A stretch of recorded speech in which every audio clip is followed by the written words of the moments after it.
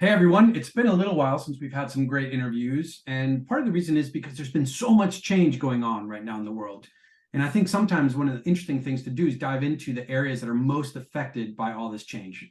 Change, in our case, has been the impact AI has had on many things, but also a lot of the geopolitical changes. And in that context is how I met our next guest at a geopolitical dinner, Rogier Fischer. I had an amazing chat with him about the impact that the world has on companies, state on state, versus cybercrime and everything having to do with that. And as I started to understand more about his background, the more I understood that he came from a background of crypto and from starting a company to then now starting a second company, but this time in cybersecurity, I was intrigued. And so that's why I thought it'd be amazing to chat with him today. So welcome, Rogier. Thank you, Carlos, for having me here.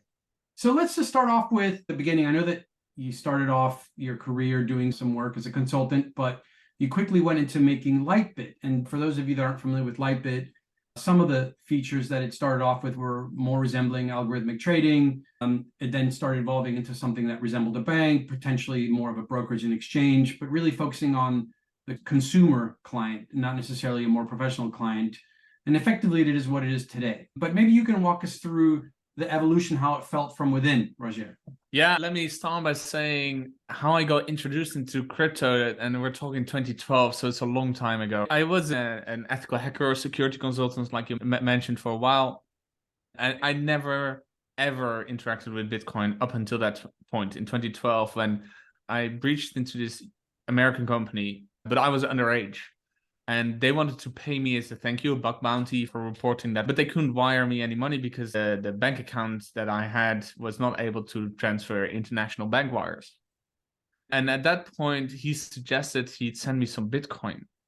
And we're talking Bitcoin being $50 at the time, right? So a very different time frame. And I never heard of Bitcoin, but I was immediately intrigued by the technology and its potential.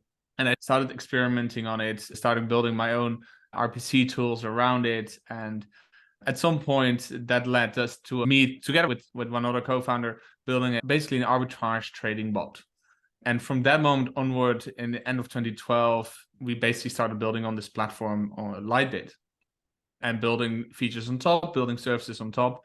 And especially in the Netherlands, we saw very strong adoption early on. And I went to university, but at the same time kept building this platform. To at one point I dropped out to work full time on it because we were just going very fast and the sky was the limit. Yeah. Okay. So during that time frame, which is from what I can tell on LinkedIn, was something like 7 years, you probably saw a little bit of everything. And I think for those that read the description of this podcast episode focusing on cybersecurity, one of the things that I'm very curious about is the kind of things that you witnessed. Think about the tension that you had between building a product that was helpful for people dealing with crypto, but at the same time, keeping bad actors at play. Just maybe walk us through some fun anecdotes, top 3 anecdotes of your time running Lightbit and seeing a whole bunch of things happen. So what I learned from my time at Lightbit, and you're right, like it was 7 years and probably about 5 years of full time, is that there's so many things that you never, ever guess you would have had to deal with as a founder. And I think that security incidents was probably top of that list.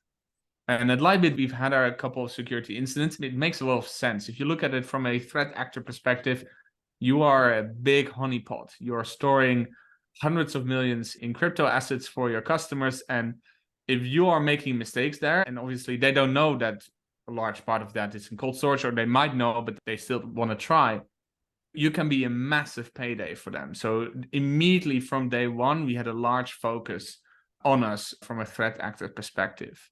And we saw that in just, plain attacks happening on our website and our apps and our APIs. But perhaps more interestingly, and also a little bit more scary, was that during our onboarding process for employees, we had them call their cell phone provider to make sure that they had a PIN code on their phone number. Because what we saw happening all the time was the moment someone shared on LinkedIn they started working for us, their cell phone provider was being targeted by these threat actors in order to get access to their phone number and then get access to potential 2FA codes, etc. So we had a large focus on cybersecurity within the company. And I think it's in part what made me, I mean, I always was already excited about cybersecurity and ethical hacking, but I think it never really went away. And a big chunk of why I enjoyed building Lightbit so much was also because of this cybersecurity focus. Yeah. Okay. So you gave us one good story. And I think the reason why I want to focus on these stories is that sometimes when we talk to people who are in a cybersecurity company, they can very easily trivialize or fantasize about scenarios that could happen to one of their customers.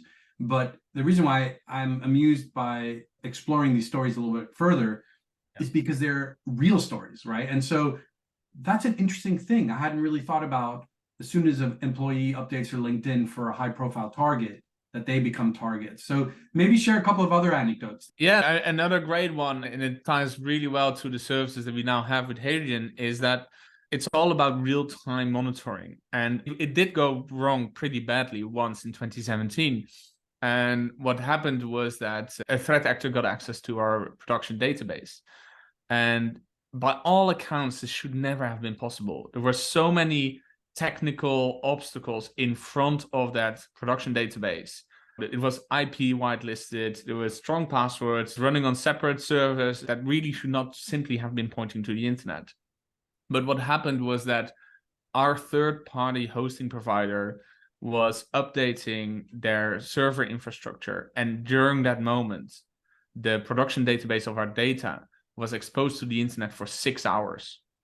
And in those 6 hours, a threat actor found it. And at that point, there was still a password on it. So again, not necessarily directly a problem. You find exposed database servers all the time, and most of the times they're not really interesting. However, in this case, he was also able to actually phish the hosting provider for root passwords to that server. And it was a very advanced phishing attack. And I can't really share any more details around the actual attack because, well, in the end, we had to settle with this hosting provider. But I was just almost impressed with the ingenuity that the cybercriminal used to get access to our systems, but also with the timing aspect of it. He must have been monitoring our attack surface for a long time to pinpoint the 6-hour time frame where the production database was in an update state and exposed to the internet, and was then also able to exploit it and extract a lot of user information.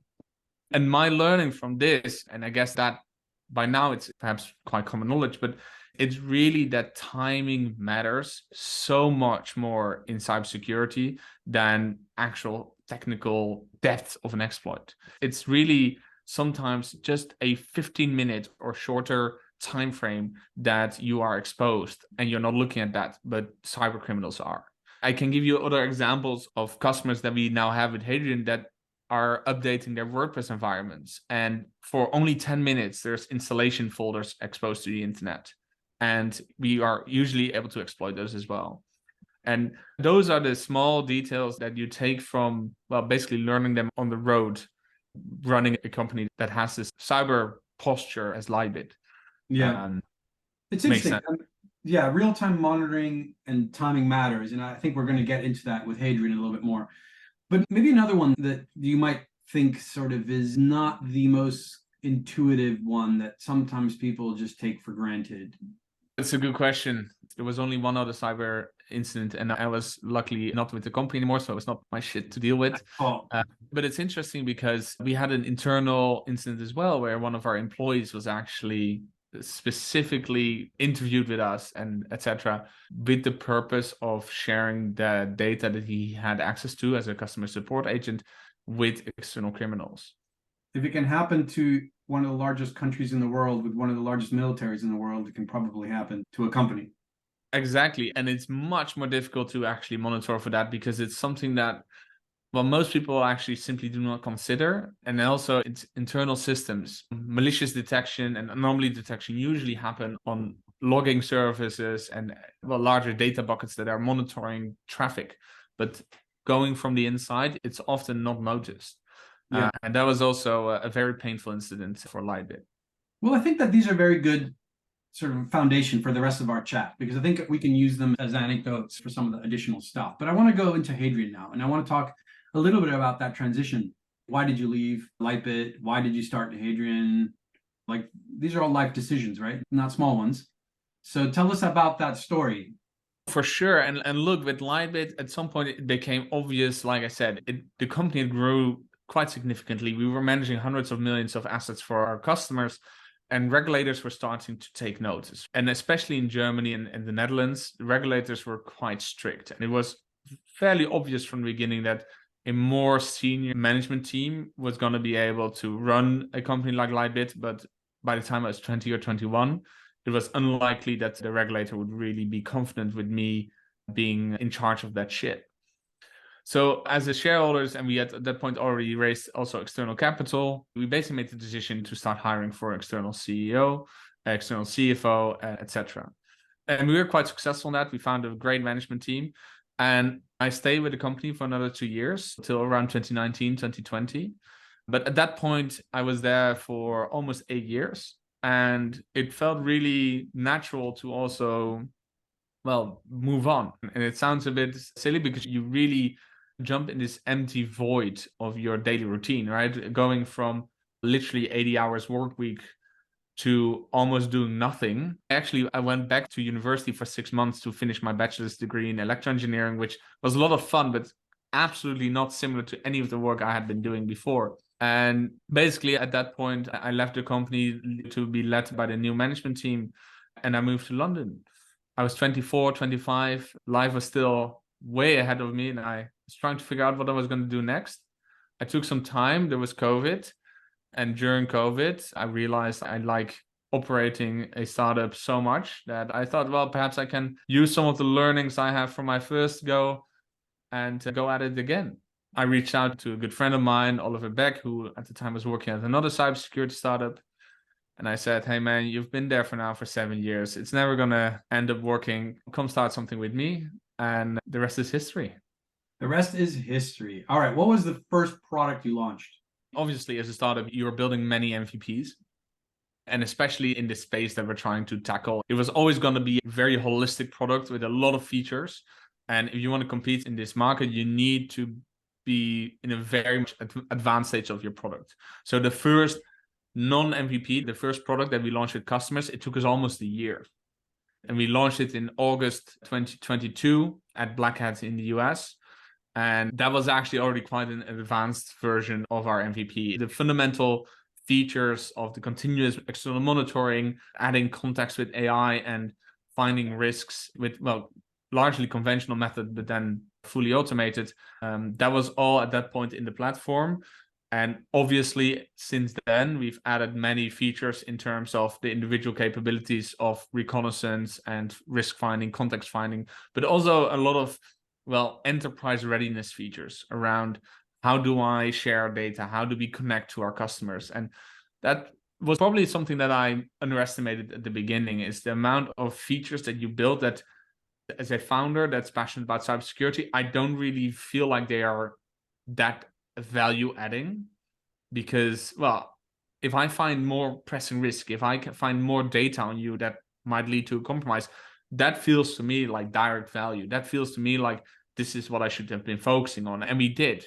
But turns out that if you have that data, you still need ways to communicate that data in a concise and obvious way to your customer. And communicate in this case means building APIs, building reporting tooling, building integrations with other cybersecurity environments to basically, well, integrate into these workflows and help these customers actually streamline of those procedures. And we saw quite a shift after that first launch in August of our development team starting to work more on those types of features, making us more enterprise ready than the first type, which is really about direct value adding cybersecurity insights. Let's unpack all those services and all the things that you're doing by talking a little bit about the enemy, right? It's helpful to sort of look at the weaponry vis-a-vis what the threats are, right? And cybersecurity is a rapidly evolving field. I think AI is going to add more complexity to it for various reasons we can get to in a second. And then there's threats that are well known and documented that everyone needs to be aware of. And then there's emerging threats that are perhaps a little bit more unusual, and we can talk about those in a second. But let's first go through a catalog of not necessarily the complete catalog, but by volume of attacks that you're aware of, what it is that is going on right now in terms of the volume of attacks that your customers are going. So I'll give you a few: state-on-state actors, criminal organizations, individual actors, competitors. Help us understand, in your statistical awareness of all the different types of attacks, what are the priorities? Which are the ones that do it the most to the ones that do it the least? It's a very good question. And the answer really varies wildly depending on the type of company that you are and the location of the company, right? Yeah. And very concrete example, in Europe, companies don't, I mean, I'm not going to say don't, but hardly spy on each other, right? It's not common for Siemens to have a look at Philips. And if it's ever found out, there's huge lawsuits and it's considered to be a big deal, reputation, but also fines from regulators, etc. If you're looking at the Middle East, the main adversary companies face are direct competitors because they are trying to get information on each other. And it's very common, actually, the companies are, well, basically hiring companies to also look at their competitors. So the type of threat actor is very different. I want to hear more of these. It's like Honestly, it's like the World Cup of actors. Here we go. It's a bit scary, but it's also exciting. And honestly, to take one step back, right? The exciting part for me about cybersecurity, the things that makes me wake up excited every morning, is that we can solve really technical questions and really technical problems that I'm excited about solving. Well, at the same time, you get this adrenaline kick from being able to see threats and act on data so real time. And it almost sounds horrible, but sometimes when the customer has an incident, you almost get excited. So, okay, let's see, what can we do? How can we help? But yeah, excited and a concern. right? But you get a little bit addicted to it if Yeah.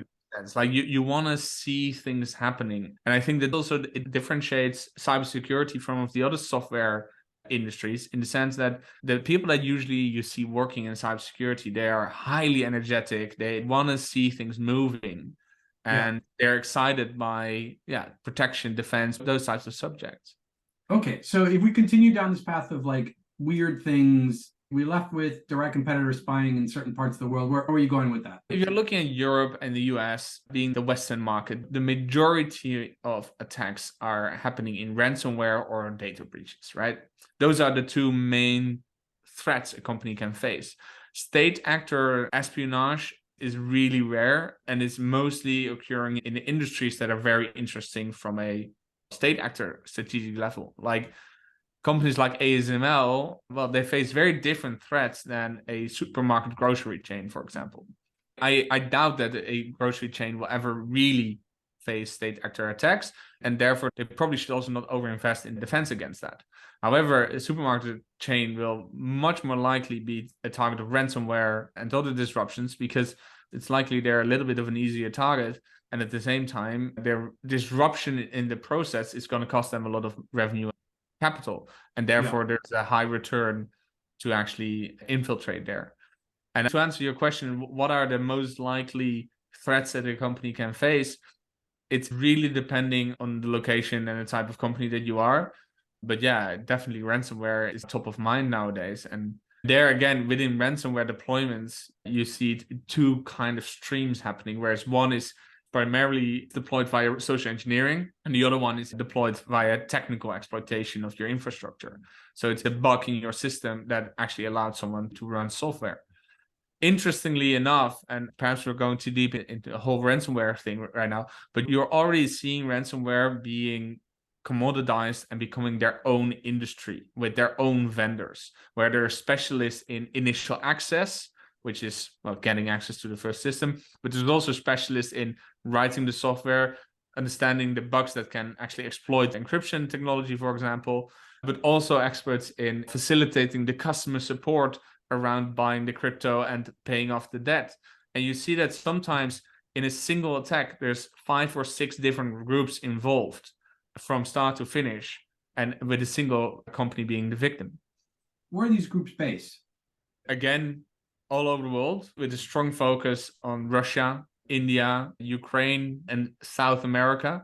I think that the tendency, if I could summarize, it really often boils down to economic circumstances and economic opportunity there as well, right? In the end, if you live in a country where international deployment of cybercrime is relatively easy because there's good access to internet, etc., but you don't have a strong local economy, therefore you don't have the means to facilitate you, automatically you start seeing a shift to people becoming part of more scams and internet crime.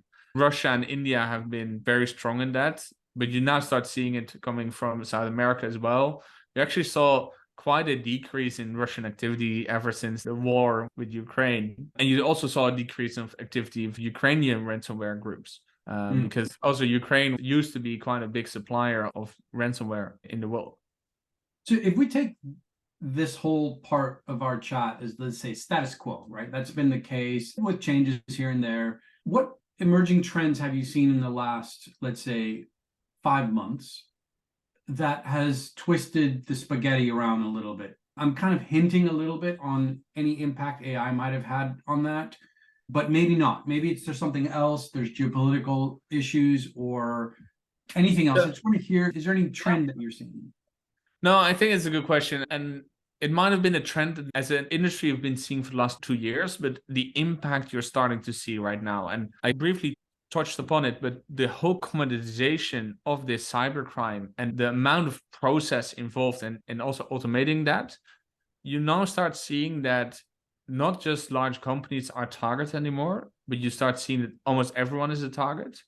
You're also seeing that threat actors moved away from targeting specific companies, but they're starting to move to targeting specific technologies. It's so easy nowadays to, well, basically scan the whole internet for a specific bug and then use that to just attack everywhere you see that bug. And at that point, you can exploit potentially tens of thousands of companies. And we've seen it happen with a very simple use case, basically. And that, again, the outcome of this is that security through obscurity, which used to be a saying in a sense, I've hidden my problems well enough that it's very unlikely that someone will ever look at it. It just doesn't work anymore. We're moving towards a point where security through obscurity is simply not okay anymore. And that if you have vulnerable systems somewhere, it's not a question of if they will be compromised, but a question of when will they be compromised. And it's not about years anymore, but we're talking months if you're lucky. And the same goes for newer exploits. We had a couple of large, well, probably the biggest one was Log4j in the last year. And it already feels old, but you still see it so common in systems and you still see it so commonly exploited. Still one of the main deployments of ransomware as well. It's the time to market of some of these bugs that really scare me. Log4j went live less than 24 hours later. There was scanners all over the internet looking for it. But not only that, even now you're talking about automated deployment of these types of tests in minutes after a bug comes out. And last week, there was a large incident with WordPress environments. And again, you saw that on one day, the bug was published by a researcher. Almost 2 million websites were vulnerable at the time. The writer of the software published a fix and people could update at that time. But some of our customers were informed by us of that bug the same day or a day after they received that information. And they were able to resolve the issue in 5 or 6 days. But that was already too late. They got compromised in the time in between. And that is really where we're going, is that just being completely automatically detecting some of these threats might not be enough anymore in a couple of years from now. You also have to move towards automated remediation. And that's really where we are not seeing enough right now. And to be completely frank, it's a huge problem. I don't really see how we're going to solve that quickly because there's so many different aspects that come into remediation that are incredibly complex, that make it very difficult to make it automatically. But it is something that we're going to have to start working on soon because threat actors will only be getting faster. Yeah, now it brings up a lot of really interesting questions, right? Because automated remediation means you need to give permissions to the remediation mechanism. Then how do you reconcile that with production code and impact of that? And product development So and so the first step is to just get the continuous monitoring, because that is the vast majority of companies already don't have that, right? The first step is make sure that companies are accurately aware real time what's happening on their infrastructure and attack surface. And then the next steps is, okay, start building workflows that work with that. Because there's quick fixes that you can apply, right? For the WordPress bug from last week, you could potentially, it would be too difficult to basically update the plugin automatically. But what you could do is, if there's a firewall in front of that environment, you could add a rule specifically making sure that this exploit that we're seeing in the world is blocked. So you're not really solving the problem, and someone looking manually at your environment will probably still be able to exploit it. But at least the automated deployment of the threat that you're seeing in the wild is then prevented. yeah. And that is really where we're moving towards, is seeing, okay, how can we make, well, going from right now where we have this status quo where most companies are doing quarterly or sometimes even yearly pen tests, to having continuous monitoring, continuous testing, and having that continuous data flow also analyzed for priorities. And then also, to a certain extent, be able to either one-click solve things or fully zero-click, basically automatically solve and remediate some of these issues. So if you look at this idea of automated remediation, the word automated triggers this idea of, on both ends, a Cold War, right? A Cold War of how fast can I generate new attack vectors and how quickly I can have defense mechanisms that adapt quickly. What is your treatise on artificial intelligence as it applies to AI? Where is it that you think it's going to go? Just go as crazy as you want to go on this, but keep it within the boundaries of the realistic, because you and I are both science fiction fans. I know where it can go, but where do you think the next 5 years do you predict AI will impact cybersecurity as an industry? So already what we're seeing today is that phishing will become vastly more difficult to detect, simply because the vast majority of attacks nowadays, they're still very detectable. They're still very obviously wrong or misspelled, or they don't use the right naming conventions in the email chain or whatever, right? Yeah. That will change. And we're already seeing changing that now, that advanced phishing attacks are already happening. And that does have an impact, right? We're not seeing any, on the technology side, on the technical exploitation side, we're not seeing anything yet. There's no AI hacker. It's all still largely manually done, and manually being then still obviously a single hacker writes a piece of code that scans the whole internet automatically, but that step is still done completely manually. And I think that for the foreseeable future, it will stay that way because, well, quite frankly, this is already so scalable that there's really no point in making this AI driven. And the second aspect to it is, right now our AI, well, basically our Gen AI capabilities are very much focused on language model. And that is simply not the same as the threats that we are building, right? So yes, it can interpret code, it can read code, it can write code, but it's not that it can come up with very advanced threats towards systems that are new and innovative. It can only interpret older ones and come up with, well, variations of that. And that is simply not faster as a hacker doing that manually. So for now, I'm not too worried. At least in the coming years, we're not really worried about that aspect. But you're going to see that once exploits are known out there in the wild, even if there's no malware for that is public. So basically, very often, if a new bug comes out, as a threat actor, you have to buy the malware from someone to then be able to deploy it. I think that soon we'll start to see that AI is able to, once a bug has been discovered, actually also interpret how it can be exploited and then write the malware itself. But again, that is not something that I'm really worried about because it's not disruptive enough compared to the current methodologies people use to deploy this malware. It just adds to the scale of the problem we have to solve. But on the phishing end, we're already seeing that the problem has become, on a different scale, difficult to solve. Okay, so in summary, you think that the production, creation, weaponization of AI is less of a risk, but the bigger risk is that some of the internal and external phishing and social engineering will get so sophisticated that we'll have to worry about some of that data breaches. Yeah. And I think that this, and to coincide that, automatically with the scalability of threat actors and threat vectors, you start seeing that the ROI to target smaller companies, sometimes even startups, starts to increase. Whereas you saw that as a small company, you were usually still pretty good, because if I would compromise you, the chances to extract a lot of capital from you by ransom would be small. But nowadays you start seeing ransomware deployments for as low as $10,000 or even less. So also for smaller companies, it's now becoming a serious risk that they will face these cybersecurity threats because of the scale it reaches and the automated capability that it has. Yeah. Do you think governments should regulate AI, or do you think that's something that we should leave untouched for a while and see how it develops? Ooh, well, that's a very different question, almost philosophical. And also, I'm not sure if I would really be the expert to talk on that, right? What I can say is that I'm very excited about the opportunity that AI will offer the world in terms of allowing people to also spend more time not doing repetitive tasks. And I hope that as a society, we can build a system that actually allows everyone to benefit from those exploits. And that is already a bit doubtful, but we'll see if we can get there. I don't think that regulation will ever stop innovation, in the sense that it can slow it down, but they will always be too slow.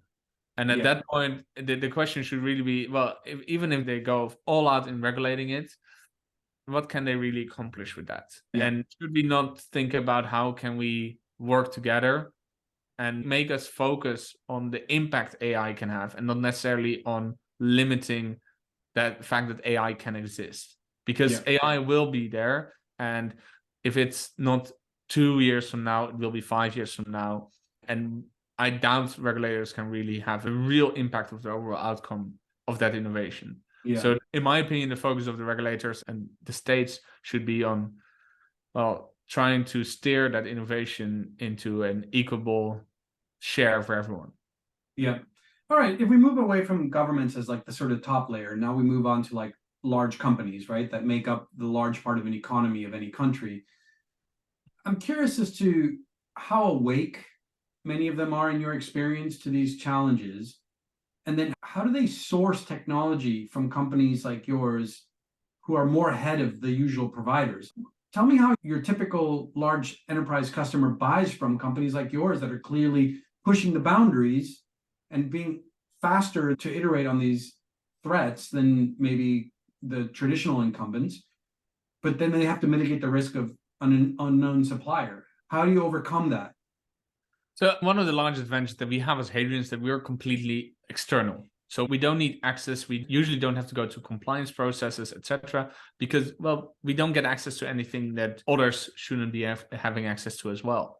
And if we do get access to it, it's because of our tooling, and you want to be aware of it. So, better have us be the one that breach you than others. If we're looking at a lead generation, because you're definitely right, as a new incumbent, it's very difficult to even get into a room with a CISO. And what we've seen work very well is conferences, especially being able to interact with what in the end will be your champions, the security personnel that is working for these teams that would be interacting with your tool and with your data directly. What we also seen works really well is CISO recommendations. So once we have a customer that's happy with us, we ask them, hey, what do you think? Can you help us out? Can you make some interest for us? And actually, most CISOs are very willing to do that. If they like the technology that you're building, if they're happy with the value that you provide, then they're actually keen to share some of these insights.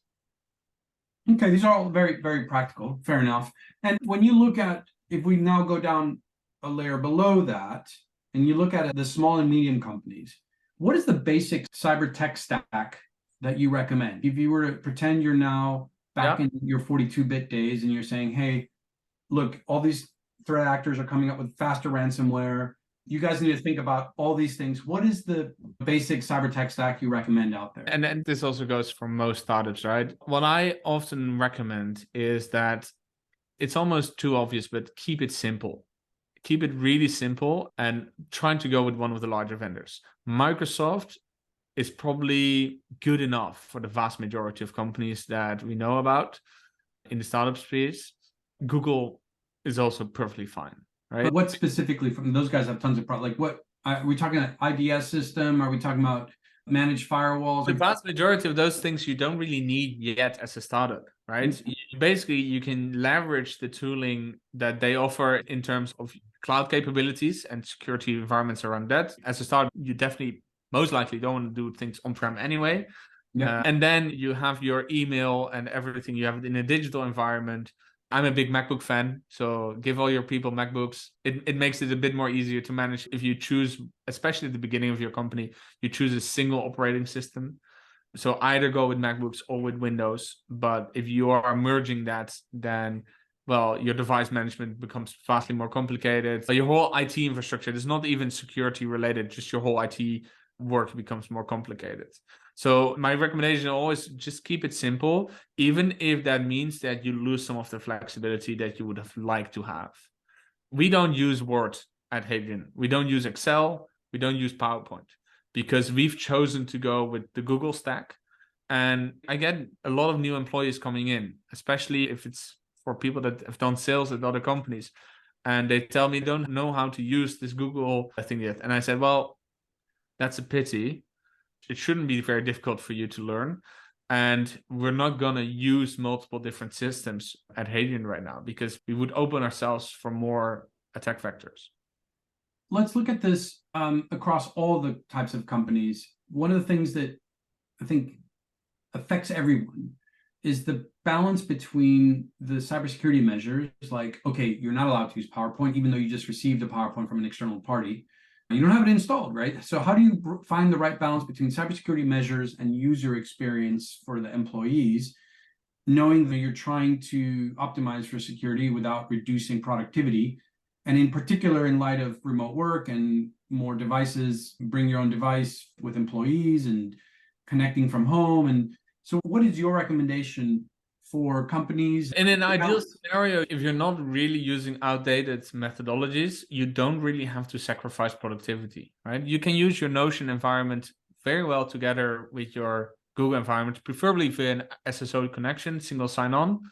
I always say as much as possible, try and use single sign-on because also passwords, your employees suck at them and they will use bad passwords or they reuse passwords.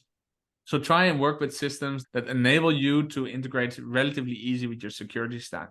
And honestly, it's not that difficult as it might sound. And I really believe you don't really have to sacrifice productivity.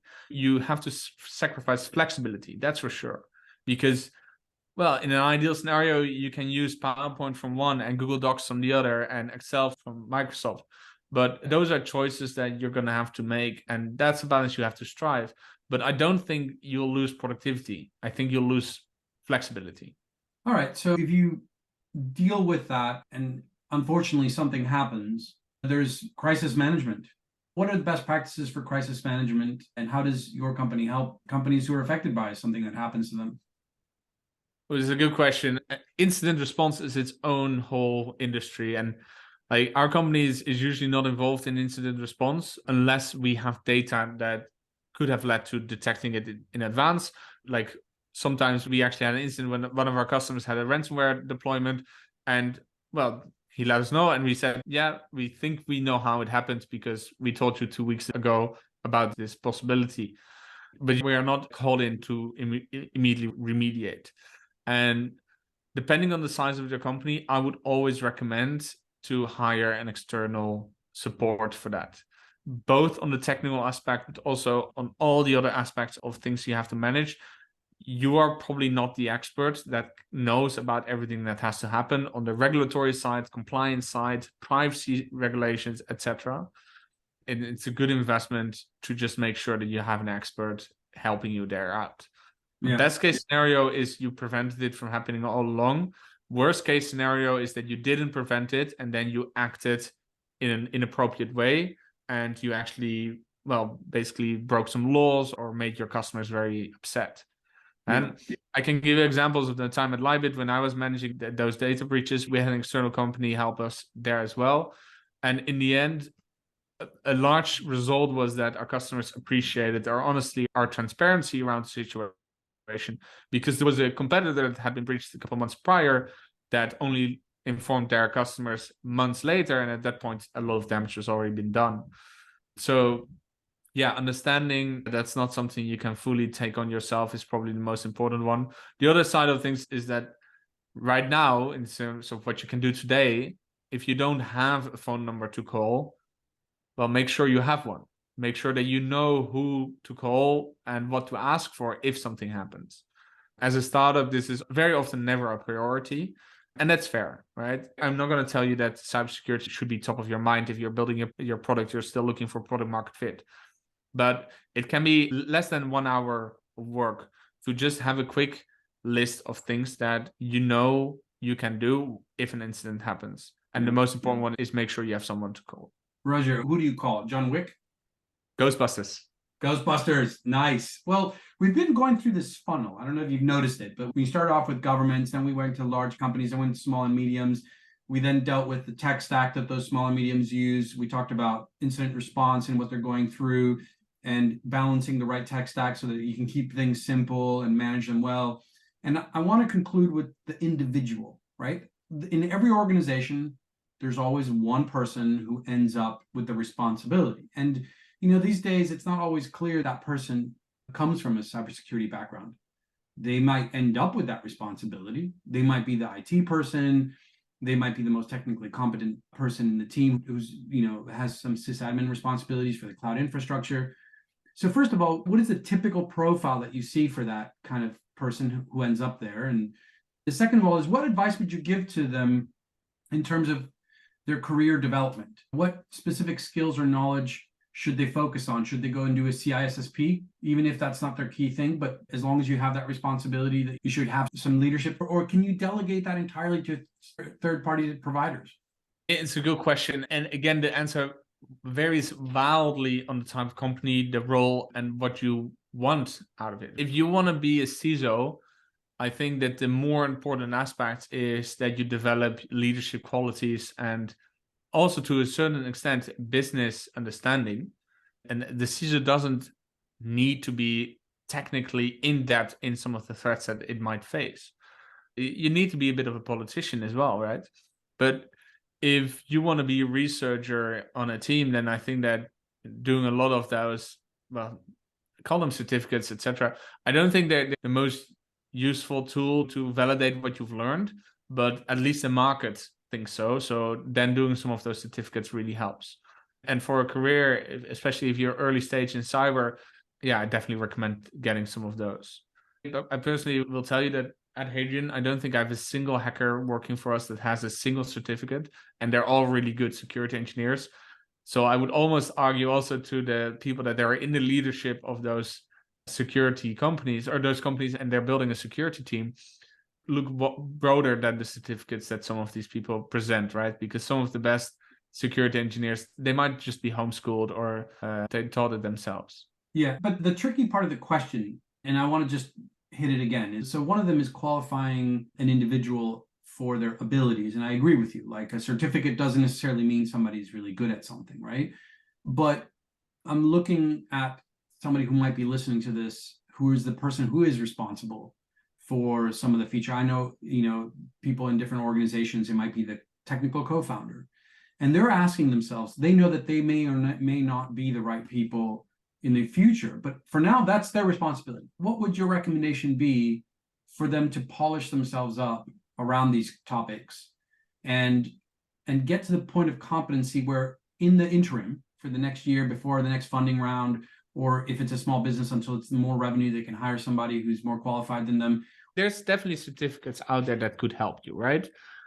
But I would go back to my point about earlier when I said keep it simple. And that is really your main responsibility at that point should be to just contain the size of your attack surface. Make sure that there's not too much weird stuff happening. And you can combine that relatively easy with something like a MITRE framework, where you can kind of checkbox, see what's relevant to you and start, preparing around that. It's basically a similar process as getting your ISO certificate or your SOC 2 certificate, which is probably then also your responsibility if that's the role that you took upon within the company. But yeah, generally those are relatively easy steps you can take to assess how far are you as a company, what should you be doing more of, and where do you have potential risks that you are currently unaware of. And that is then your main responsibility if you don't have a CISO or a VP of security yet. Fair enough. Makes sense. Now, I want to conclude with a further point on people. And when we started talking a little bit about the three things that happened to you back in the day as Lightbit, one of the ones that you shared, which is something, I forget what the statistics are, but they're higher than you think for those that are listening, is a lot of cybersecurity incidents are from people within, bad actors from within, whether that's a employee who's frustrated, or whether that's somebody who's intentionally been looking for a job with the view of displacing information that you have to a competitor. What best practices do you recommend, Rogier, to qualify people when you're evaluating them without it becoming this weird private security thing for the person who has nothing to do with technical? What's best practices today in qualifying an internal threat actor? Let me just start by saying you can never fully exclude an incident from that happening, right? And you're going to always have employees with access to certain environments, and this will always be a risk. But the biggest mistake you can make is simply ignore the risks exist. Once you realize that this is something that you have to look out for, the majority of the steps you can take to actually prevent some of these issues are fairly simple. It's about making damn sure that someone that comes work for you has a strong reference also on character, and it makes sense for them to actually apply to a job for you at your company. It's about making sure that from a permission management system, you are not just giving everyone full admin, but are actually thinking about what does a person really need, and can I reduce the access to that level as well, potentially even for a short while, and then in a later stage someone gets promoted or has been with you for a longer time, you can extend those permissions. But it's really about simply having that switch on in your mind where you're saying, okay, this is a risk I could potentially face. Let's look at the easy steps to resolve. And honestly, even as recent as I think about a month ago, I was looking at Hadrian. We're using HubSpot to manage our deal flow and sales channels. And I was looking at the list of super admins, and everyone made absolute sense, like head of product marketing, head of sales. And then I was looking at myself and I was like, oh, I'm also a super admin still. And that makes sense because at the beginning of the company, I was largely dealing with the sales process, and I was also in charge of the HubSpot environment. But now that we're almost 70 people, I'm not. And I log into HubSpot quite often, but it's usually to change information about customers, etc. It's not to change the fundamental structures anymore. So at that point, I was like, okay, I actually really shouldn't have these super permissions. And it's about being smart and being sharp on these permission systems and the data you share with your internal team. And it's really not that difficult. It's all about having the mindset to check for that. Very wise advice. So with that, Rogier, thank you so much for your time. That was an absolutely amazing chat. Wish we could go on further, especially some of the dystopian stuff, but maybe for another time. With that, thank you. Thank you for joining us. And until next time, guys. Thank you, Carlos.